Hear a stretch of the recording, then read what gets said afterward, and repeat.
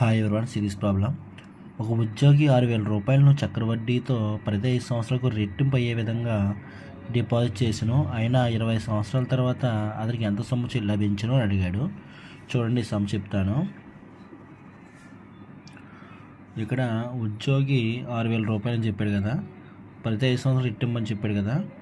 So అసలు 1 అనుకుంటే రెట్టింపు అన్నాడు 2. ఎన్ని సంవత్సరాలకి? 5 సంవత్సరాలకి. సో 2 కాబట్టి ఇక్కడ దీన్ని డబల్ చేస్తే ఎంత అవుతుంది? 4 డబల్ చేస్తే దానికన్నా ముందు 5 + 5 10 రాసుకుంటాము. 4 డబల్ చేస్తే ఎంత అవుతుంది? 8 అవుతుంది. 5 యాడ్ చేస్తే 15. దీన్ని డబల్ చేస్తే 16. 15 + 5 ఎంత? 20. సో 20 ఇయర్స్కి 16 రెట్లు అవుతుంది. ఎంత సొమ్ము లభించిన అన్నాడు కాబట్టి సో అసలుని ఏం చేయాలి? మనం 16తో మల్టిప్లై చేయాలి. అంటే 6,000 ఇంటూ లేదా 16 ఇంటూ 6,000 చేయండి. 16 6 ఎంత? 96. సో 96,000 అవుతుంది.